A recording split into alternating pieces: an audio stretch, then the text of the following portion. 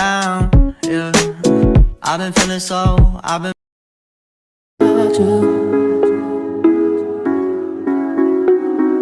Assalamualaikum warahmatullahi wabarakatuh.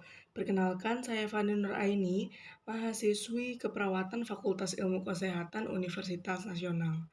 Di sini saya akan membuat video edukasi tentang alat kontrasepsi yang paling sesuai dengan kasus yang telah diberikan oleh dosen.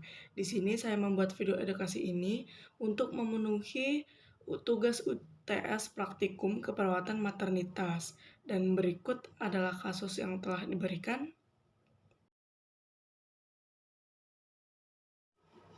Nah, dari kasus tadi, saya menyarankan ibu ini untuk menggunakan KB non-hormonal. Kenapa KB non-hormonal? Karena dari kasus tersebut, si ibu masih mempunyai seorang anak yang usianya masih balita, yaitu 2 tahun, dan di usia tersebut masih ada potensi si ibu untuk menyusui anaknya. Dan jenis yang saya sarankan adalah KB jenis IUD. Kenapa sih IUD? Karena di dalam KB IUD ini tidak akan mengganggu hormon yang akan memproduksi ASI. Jadi, KB ini aman untuk ibu menyusui. Apa sih IUD? Jadi, IUD ini adalah singkatan dari intrauterine device. Dalam bahasa Indonesianya, sering dikenal dengan alat kontrasepsi dalam rahim atau AKDR. Untuk bentuknya sendiri, IUD ini berbentuk seperti huruf T, ukurannya sekitar 3 cm, dan bahannya itu terbuat dari plastik yang dilapisi dengan tembaga. Untuk cara kerjanya, jadi IUD ini menghalangi sperma yang masuk ke dalam tuba falopi sehingga tidak terjadi pembuahan. Apa keuntungan IUD?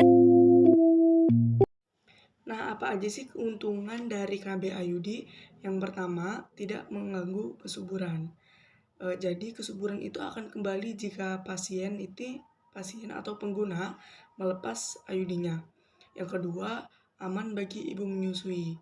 Karena KB IUD ini tidak mengandung hormon, jadi KB IUD ini tidak akan mengganggu produksi ASI. Yang ketiga, tidak mempengaruhi BB atau hal-hal lain yang disebabkan oleh KB hormonal. Dan yang keempat, pengguna ini tidak perlu mengingat jadwal bulanan atau meminum pil setiap hari.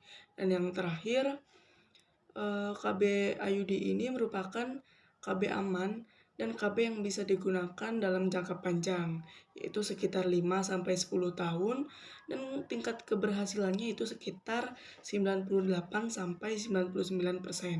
Efek samping penggunaan IUD. Selanjutnya ada efek samping menggunakan IUD. Yang pertama, gangguan menstruasi seperti menstruasi tidak teratur, darah menstruasi yang lebih banyak dari biasanya, flek dan disminor atau nyeri pada haid. Yang kedua, ada mengganggu saat hubungan seksual. Dan yang ketiga, ada nyeri saat pemasangan. Cara pemasangan IUD. Prosedur penggunaan KB IUD dilakukan dengan cara meletakkan IUD pada inserter khusus berupa tabung yang kemudian dimasukkan ke dalam vagina menggunakan aplikator. Ketika sudah sampai pada rahim tepat, IUD ini akan dilepaskan dengan cara didorong.